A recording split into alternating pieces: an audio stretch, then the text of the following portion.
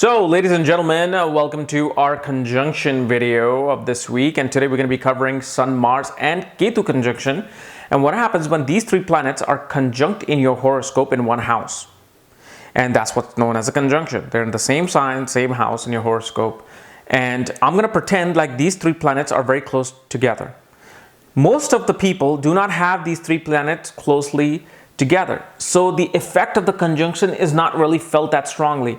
So you may have Sun at 1 degree in Aries, Mars at 14 degrees in Aries, and then Ketu just entered at 29.5 degrees in Aries, because Ketu and Rahu go in reverse in each sign. So if this occurs, then we can see, okay, things are happening, but not to a very intense point. If you have all these three planets within 1 to 2 degrees apart, I mean, that's where you feel the heavy dose of conjunction. It's like, it's logic. Fire is 3 feet away from me burning, a bonfire. I feel a little bit of heat. I'm okay. Fire comes 10 feet away from me. I feel the heat. I can warm myself up now. Fire is right there, 2 feet away from me. If I don't move, most likely I will get a 1st degree burn within half an hour just standing there. And most likely I will not be standing there more than even like 10 seconds. This is how conjunctions works as well. So imagine 3 different energies are far apart. They're not feeling each other. But then those energy comes together. So my head is one planet, this is one planet so when they come near each other, they're affecting each other for good or for bad. Either cold, heat, normal, whatever it is, however the energy is. So as you know, Sun represents government, father, ego, self-esteem, authorities, solar energy. Mars represents technology, engineering, fighter, soldier, war, blood, sharp objects. Ketu represents sudden explosion, sudden things happening, volcano erupting. Ketu represents the energy that is kind of like a black hole. It is the most unknown energy. But it's also the energy that can take a person to spiritual enlightenment. It's an energy that represents our past, what we have experienced in our past.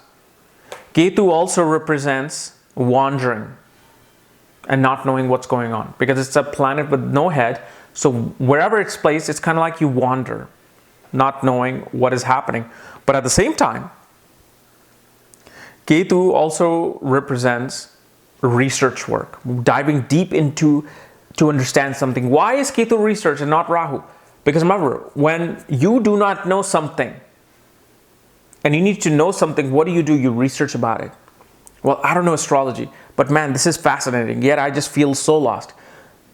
What is it? What is it? What is it? What is it? Person goes deep research. So when these three planets are combined, usually you will see these people as great mathematicians, brilliant physicists, people who do very well as being a surgeon. They have the past life. They automatically know from childbirth how to cut and open things. They're fascinated with knives. Now, this can also go from either saving lives to taking a life. This can go from helping someone to destroying someone. Because these people, kind of like you can say, these are like god of wars. They know how to strategize things. They know what needs to be done to win this war. So whether if it's your personal business, you're working for a government as a soldier, which you definitely can. You're working as, or you're an athlete, whether in your youth or professionally, you just know how to go around the defense and offense and make your things happen. But this also shows that your father, especially, this is very sensitive, where the sign placement becomes very important. Because this can show that your father must have hit you in your youth. And especially I'm talking about when it's really tightly conjunct. And not only your father hit your father. And it like passes down.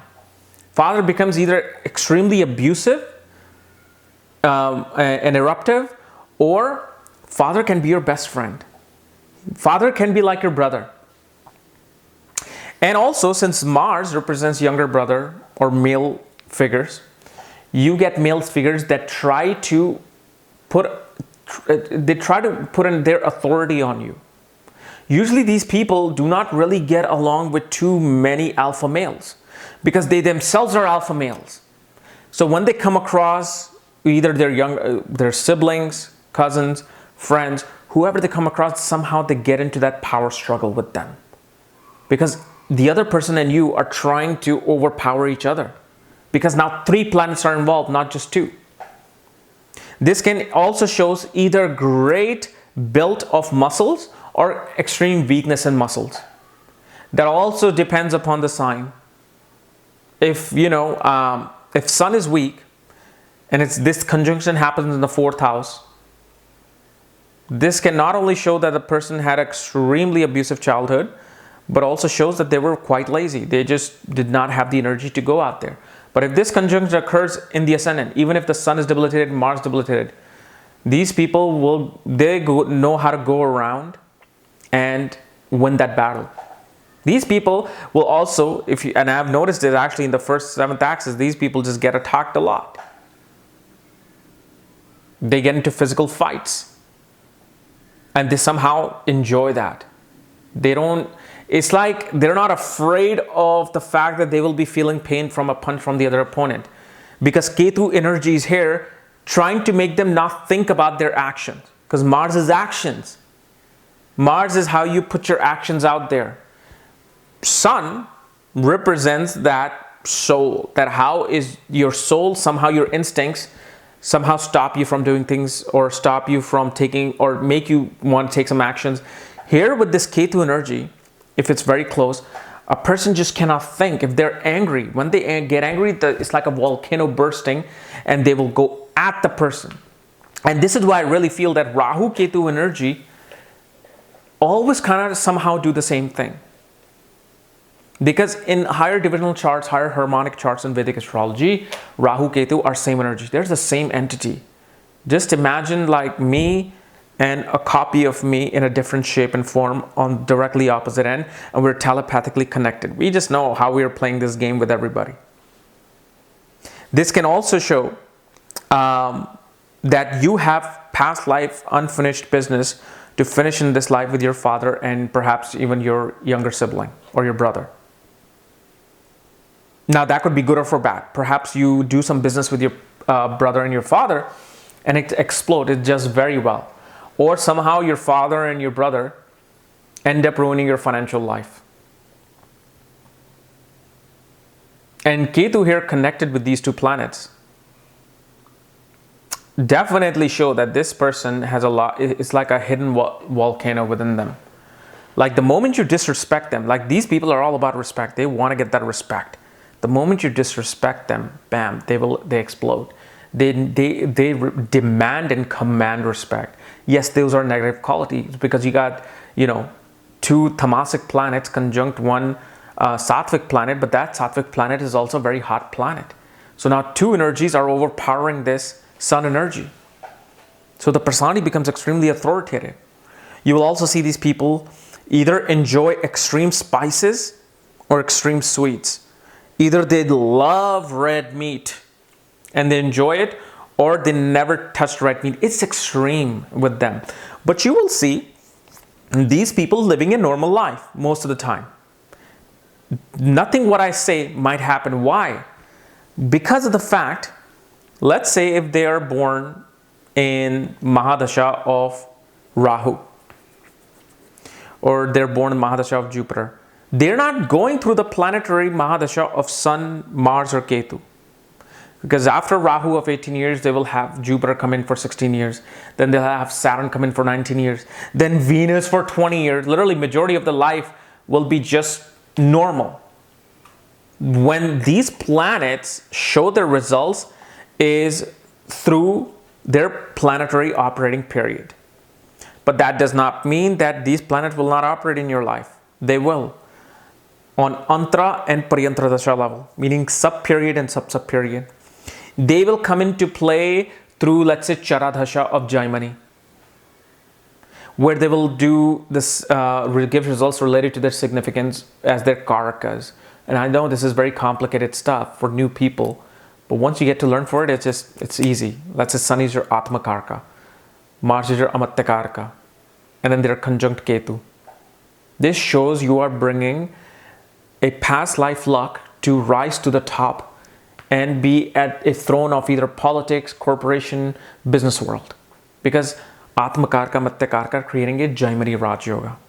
And Ketu there shows that it was your past life karma to do this, have this happen.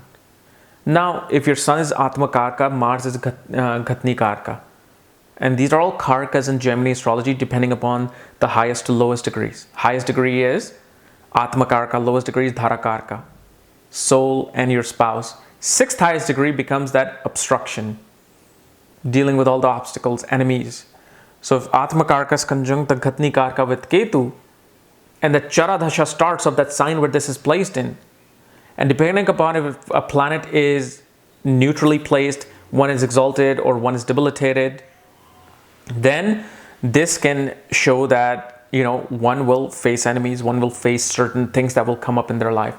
So most of the time, a person will not really feel this because of so many factors like degree, differences of degree. Mahadasha may not be operating.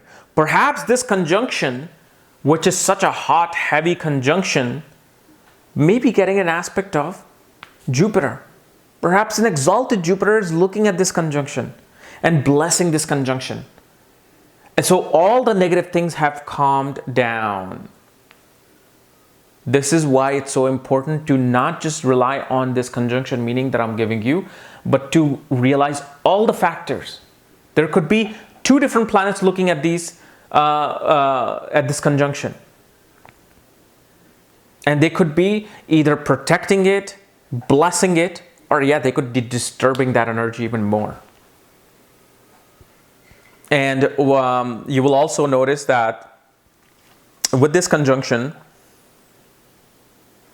your grandfather must have been in military or government place or working for government. Relationship with the grandfather from father's side at all.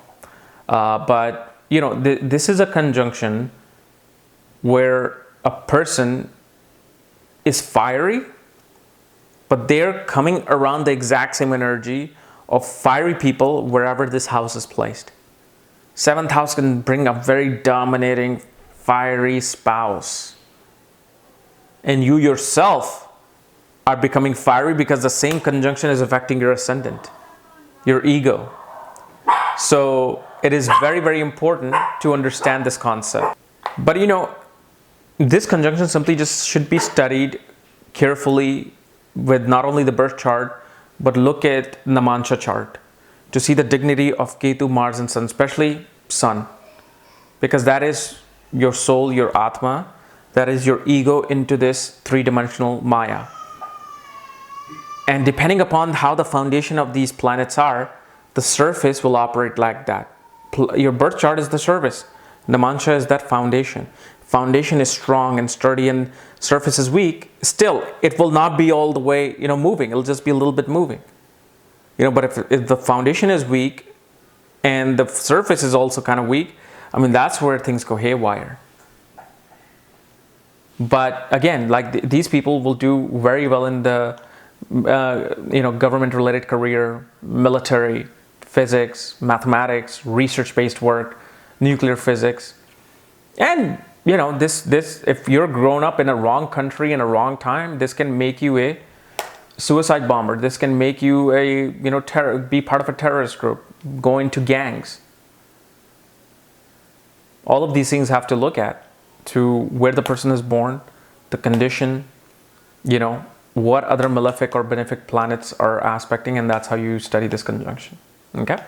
So guys, this was my analysis of Sun Mars Ketu conjunction. If you're new to my channel, subscribe below. Again, if you want to know where your conjunction is placed, all my books, reports, consultations for that, check out the links here. Otherwise, we'll see you tomorrow. Bye-bye.